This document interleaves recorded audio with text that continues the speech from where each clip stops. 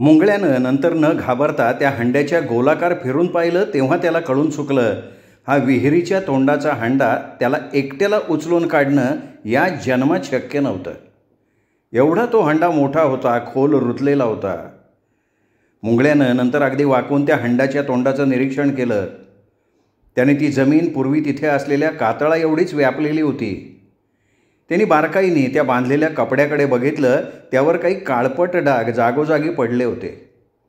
तो लाल कपडा त्या बंद झाकणाच्या हंड्याच्या तोंडावर आपण कसं लोणच्याची भरणी कपड्यानं झाकून सुतळीने बांधतो, अगदी तशाच पद्धतीनं चांबड्याच्या वादीनं घट्ट बांधलेला होता. आता आमच्या मुंगळ्यापुढे प्रश्न पडला होता. जरी त्यांनी कुऱ्हाडीने ती कुलूप फोडलं तरी सर्वप्रथम त्याला तो वादीनं बांधलेला कपडा सोडवायला लागला असता आणि ती वादी तर करकचून त्या हंड्याच्या गळ्याला बांधलेली होती. मुंगळे असं त्या हंड्याचं निरीक्षण करत असताना बिचारी रुही मात्र त्या हंड्याचा विचार देखील न करता तो यमराज कुठून सळसळत तिथे येणार नाही ना या भीतीनं घाबरून इथे तिथे पाहत उभी होती. पण मुंगळ्यानं रुया म्हणून तिला हाक मारल्यावर ती पटकन त्याच्याजवळ आली. तसा तो तिला म्हणाला, रुया, हा हंडा मला एकट्याला उचलून काढणं कधीच शक्य नाही. हा इथून काढायला निदान 4 माणसं तरी लागतील. तरी या हंड्याची चामड्याची वादी कशी काढायची? तेव्हा रानफुलाच्या मळ्यात जाऊन एखादा वेळा तिथं मिळतोय का बघ आणि घेऊन ये. तसं रुही भय म्हणून रामशाला घेऊन गेले. तेव्हा मुंगळ्यानं त्या वादीचं बारकाईनं निरीक्षण केलं होतं. ती वादी नुसती त्या हंड्याला बांधली नव्हती, त्या पिळापिळाच्या कसल्या घट्ट गाठी मारलेल्या होत्या आणि त्या घट्ट गाठी त्याला सोडवता आल्या नसत्या. तसा तो नंतर रुहीची वाट बघत त्या वादीकडे पाहत बसला. इथे मुंगळ्या बराच वेळ रुहीची वाट बघत होता तरी तिचा पत्ताच नव्हता. म्हणजे ती नक्कीच त्या मळ्यातल्या हिरव्या मुळीच्या आणि वांगी तोडत बसलेली असावी. तो इथं उत्सुकतेनं मरत होता तर तिला त्या मिरच्यांचं आणि वांग्याचं पडलं होतं. तेव्हा मुंगळ्याला कधी नाही ते रुहीचा फार राग आला. तो आपलं डोकं खाजवत रागानं पुटपुटला, त्या आईला या बायका म्हणजे हात धनाचा अख्खा हंडा पाडलाय आणि हिला वांगी मिरच्याचा पडलाय का? शेवटी बऱ्याच वेळानं रुही खरंच पदरात बांधून वांगी मिरच्या टोमॅटो घेऊन आली. तेव्हा नशीब तिच्या हातात तो परसूचा वेळा होता. रुही आल्या आल्या त्याला म्हणाली, धनी, मला इळ नाही ना झाला, तथं कुणी बी नव्हतं म्हणून आज मी 4 वांगी. मुंगळ्या स्वतःवर संयम ठेवून शांतपणे म्हणाला, तो येळा घेतान. तरी तो वेळा घेताना म्हटला, म्या तुझी वाट बघत होतो आणि तुला वांगी मिरच्याचा पडला होता वे. रुही फक्त गोड हसली. नंतर मुंगळ्यानं त्या वेळ्याचं टोक त्या वादीत घालून ती ओढायचा पुष्कळ प्रयत्न केला. पण ती वादी हंडाच्या तोंडाला इतकी घट्ट बसली होती की ते वेळ्याचं टोक त्या वादीच्या आत जातच नव्हतं. खरं तर त्याला वाटलं होतं त्या वेळ्याचं टोक त्या वादीत घालून ती वादी हळूहळू सैल करून नंतर वेळा घासून तोडायची. पण त्या वेळ्याचं टोकच त्या वादीत जात नव्हतं. मुंगळ्या प्रयत्नांची शिकस्त करून त्या वेळ्याचं टोक त्या वादीत घुसवायचा प्रयत्न करत होता तर ती वादी त्या हंड्याला अगदी घट्ट बिलगून बसलेली होती. मुंगळ्यानं नीट त्या वादीकडे बघितलं आणि त्याला भयंकर आश्चर्य वाटलं. ती वादी जणू नुकतीच कोणी तेलात रिचवून काढून त्या हंड्याच्या तोंडाला गुंडाळलेली असावी अशी दिसत होती. त्या वादीचा नाद सोडून त्या कुलपावर वेळ्याचे आणि फावड्याचे घाव घालून ते कुलूप फोडण्यात मात्र त्याला यश आलेलं होतं. आता प्रश्न फक्त त्या वादीचा होता. मुंगळ्या इथे ती वादी तोडायला धडपडत असताना तिथे जवळच बसलेली रुया रामशाला पदराखाली घेऊन मजे टॉमॅटो खात त्या घमेलीवर बसली होती.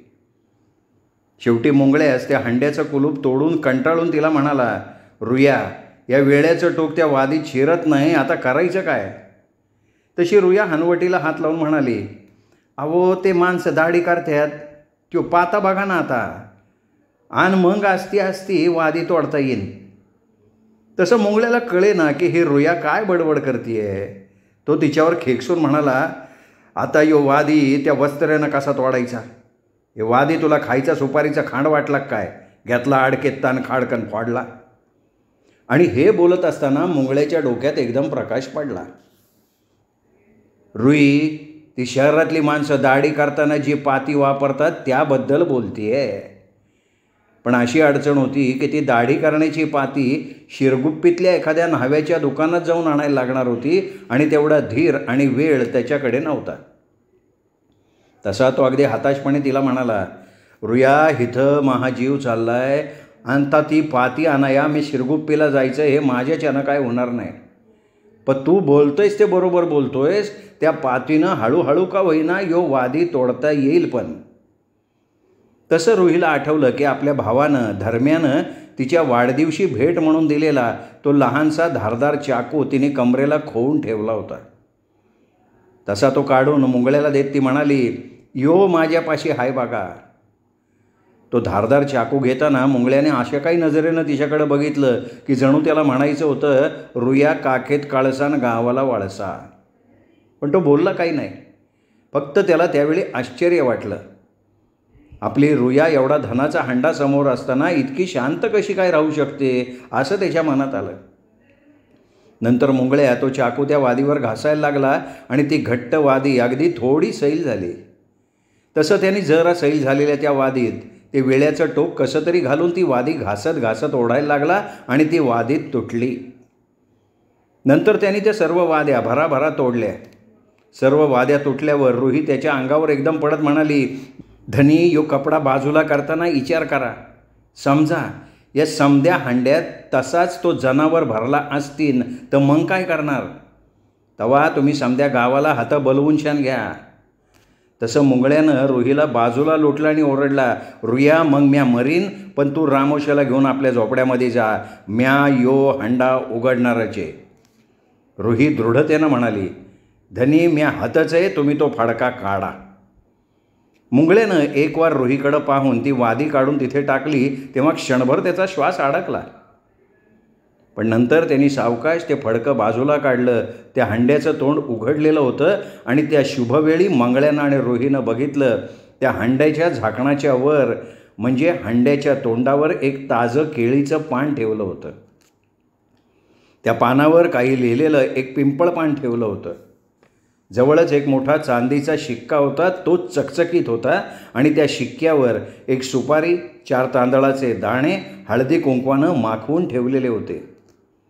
आणि तिथे सर्वात जे आकर्षक असं होतं ते म्हणजे तिथे एक रत्नखचित लाल खड्याची अंगठी पानाच्या मधोमध ठेवलेली होती. परंतु त्या केळीच्या पानावरील सर्व वस्तूंवर ताज्या रक्ताचे शिंतोडे उडालेले होते. जणू कोणाचा गळा कापल्यानंतर जशा रक्ताच्या चिरकाळ्या उडतात तसं ताज्या रक्ताचे ते शिंतोडे होते आणि कोणा पुरुषाचे बारीक केस रक्तानं माखून ठेवलेले होते. आणि ते ताजं रक्त जणू काही आत्ताच हे सगळं घडल्याप्रमाणे अगदी ताजं होतं.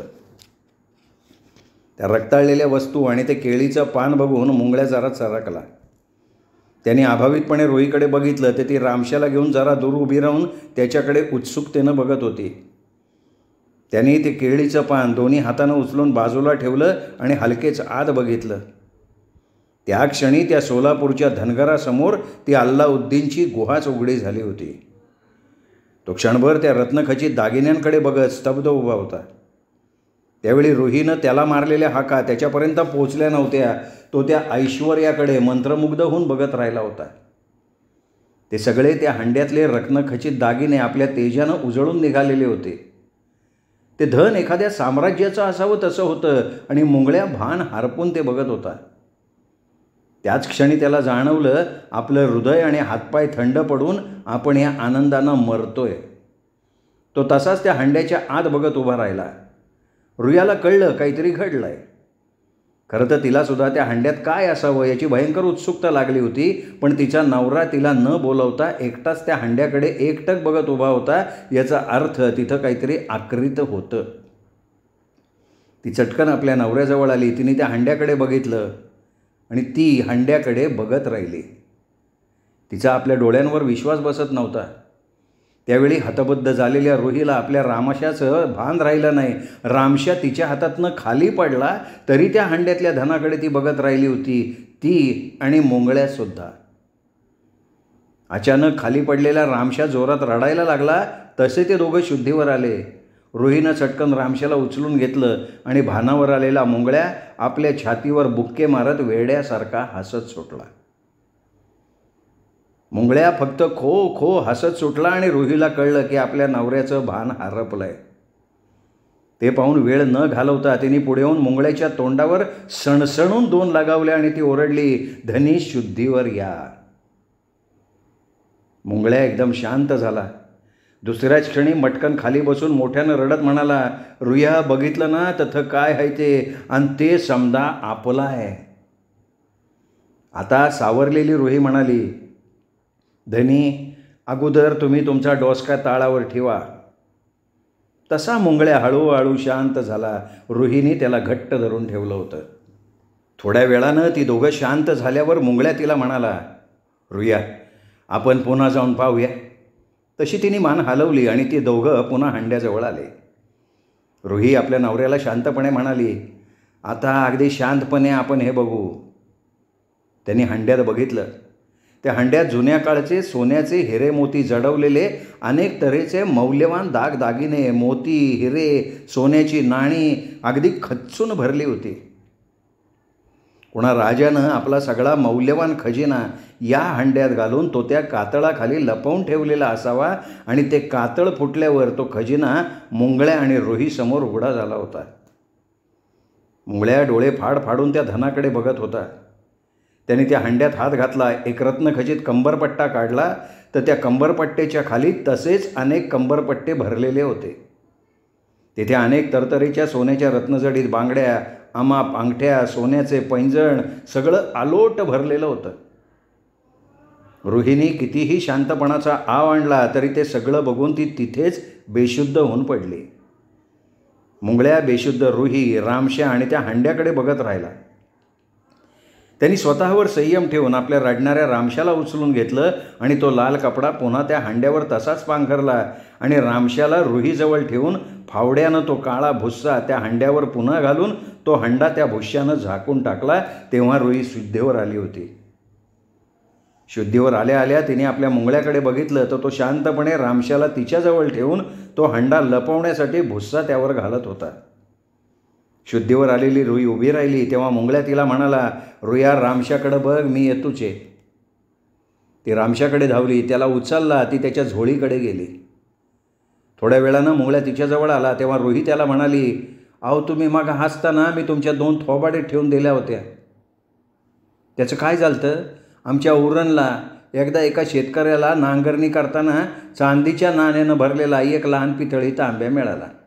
त्यात काही सोन्याचे दागिने पण होते आणि तो शेतकरी त्या धनानं येडावून तुम्ही हसत होताना अगदी तसा हसत सुटला आणि शेवटी झाला येडा. तसं होऊ नये म्हणून मी तुमच्या तोंडात मारल्या.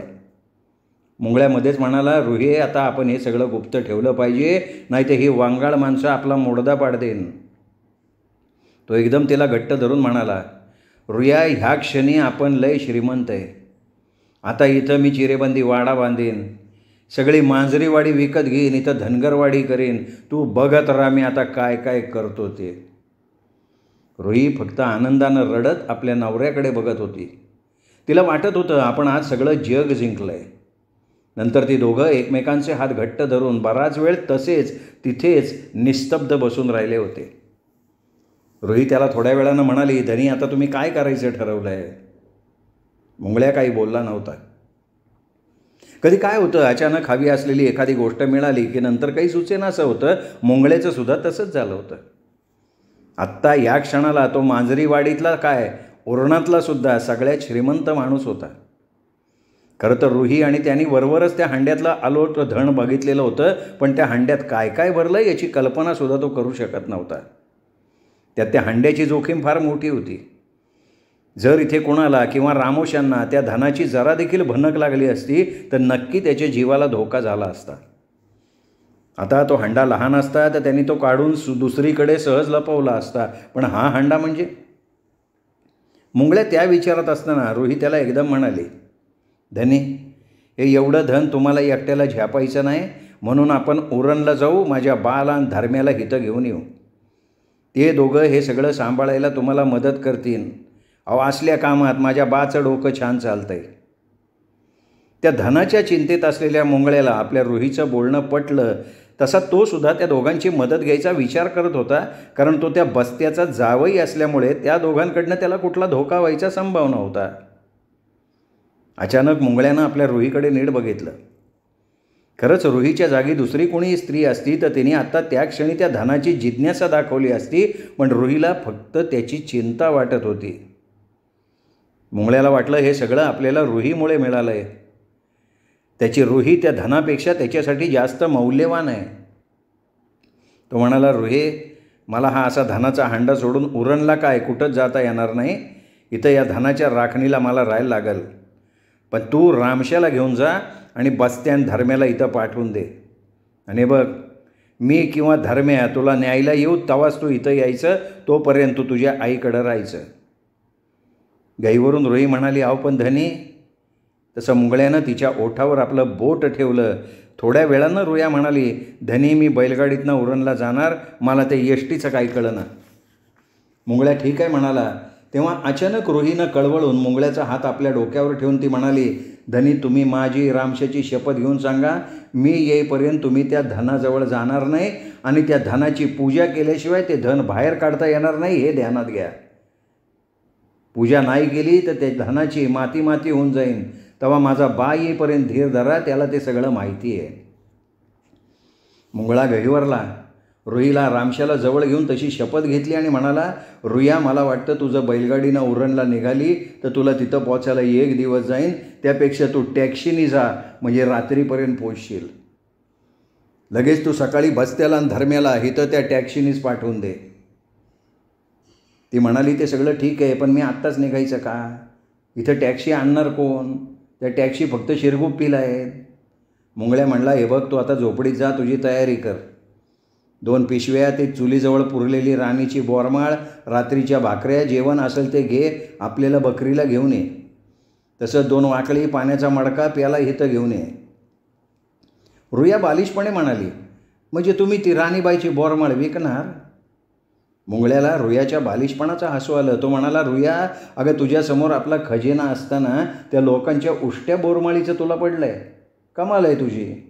आता बोलण्यात वेळ घालू नको, मी सांगितलं ते सगळं इथं घेऊन ये. रुही म्हणाली, तुम्ही पण चला झोपडीत, आपण चहा पिऊ. मुंगळ्या म्हणाला, रुया, आता मी तुझ्या बाण धर्म्या आला ना तवाच इथनं हलणार. ते येईपर्यंत मी काय इथनं हलायचं नाही. अगं मी त्या धनाचा राखणदार आहे. रुया घाबरली आणि म्हणाली, आता काय तुम्ही रात्रंदिवस इथं बसून राहणार का? निदान रात्री तरी आपल्या झोपडीत जाऊन झोपान ना. दुपारी त्या सातमाईच्या वाड्यात जाऊन भाकऱ्या आणा, जेवण करा, माझी शपथ आहे.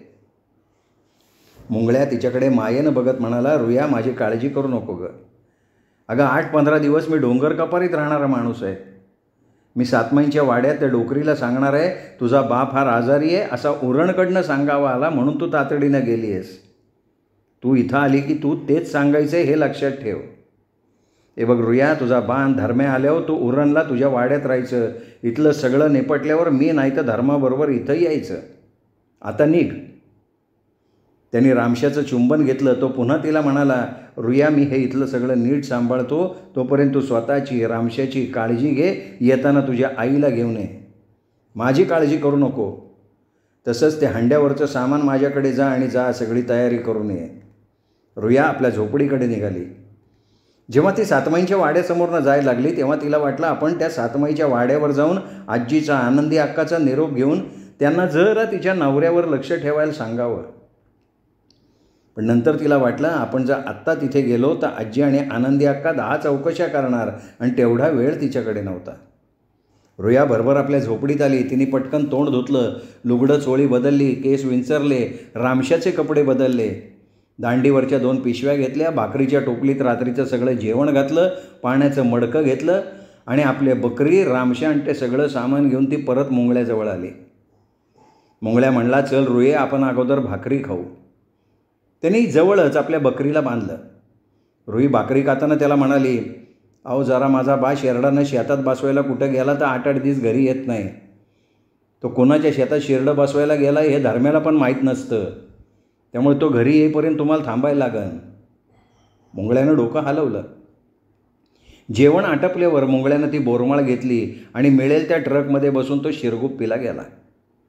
शिरगुप्पीला जाऊन देवळाजवळ जे सोनाराचं दुकान होतं त्या दुकानात जाऊन मिळेल त्या किमतीला त्याने ती बोरमाळ विकली. त्याला बोरमाळीचे पैसे बरेच मिळाले.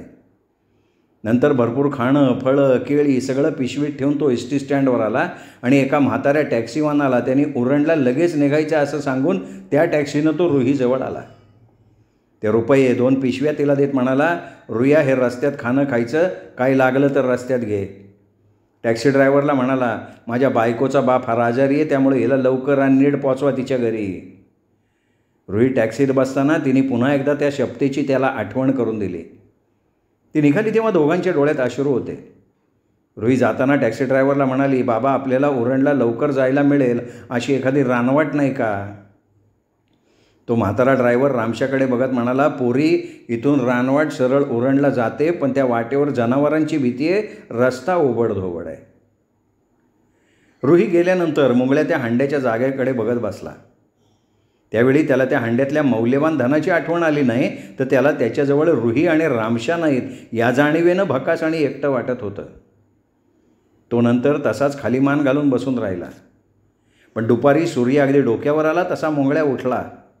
त्याला आता सातमाईंच्या वाड्यात जाऊन 2 वेळच्या भाकऱ्या आणायच्या होत्या, पण तो हंडा सोडून जायचं त्याच्या जीवावर आलं. तरी तो भराभरा वाड्यावर पोचला तेव्हा आजी माझ्या आईबरोबर काहीतरी बोलत होती. मुंगळ्याला एकटं चालेलं बघून ती म्हणाली, अरे रुही कुठे आहे? मुंगळ्या खाली मान घालून म्हणाला, आजी रुहीचा बा आजारी झाला म्हणून मी तिला सकाळी टॅक्सीने उरणला पाठवलं. आजी म्हणाली, मग तू का नाही तिच्याबरोबर गेला? मुंगळ्या पुन्हा खाली मान घालून म्हणाला, आजी मी गरीब माणूस, रुयाचे वडील श्रीमंत आहे, त्यामुळे त्याचं माझं नाही जमत. तेव्हा रुयाच म्हणाली, तुम्ही येऊ नका, तुम्हाला बघितलं तर माझा बा जास्त आजारी होईन, मीच जाऊन येते. आता आजी ती परत कधी येणार देव जाणे. तरी आजीला रुहीच्या त्या तशा जाण्याचं आश्चर्यच वाटलं होतं. ती रुहीला चांगलं ओळखत होती. तिला उरणला जायचं होतं, ती त्यांचा निरोप घ्यायला नक्की आली असती, तडकाफडकी गेली नसती. आजी मुंगळ्याला म्हणाली, अरे पण तुला कसं कळलं रुहीचा बा आजारी आहे? आणि जाताना ती मला एका शब्दानं बोलली का नाही? आजीच्या या प्रश्नांच्या सरबत्तीनं मुंगळ्या जाम वैतागला. तो मनातच म्हणत होता, च्या मारी आता माया रुया असा गेला म्हणून छान कशापायी सांगून जायचा. आता आम्ही इथं कुठं मसनात उलटलो तर ते बी या डोकरीला सांगून जायचं का? आता याला असा बोंबलू दे, मग माझा इंगा धावतो यासने. पण वरकरणी हसत तो म्हणाला, आजी अगर रुयाचा भाऊ दरम्यान टॅक्सी घेऊन आलता, तेव्हा ती घाईघाईनं गेली. नंतर आनंदी आत्या त्याला भाकरी द्यायला आली तेव्हा तो म्हणाला, अक्के मला संध्याकाळच्या भाकऱ्या पण दे, आता रुई नाही तर मी माझ्या जमिनीत काम करून रात्री सरळ झोपडीत जाईन. आत्यानं त्याला 2 वेळच्या भाकऱ्या दिल्या तेव्हा आजी म्हणाली, अरे तुझ्या त्या कातळाचा भुस्सा निघाला का? मुंगळ्या नाही आजी असं म्हणून आजी काही बोलायच्या अगोदर चटकन निघून गेला.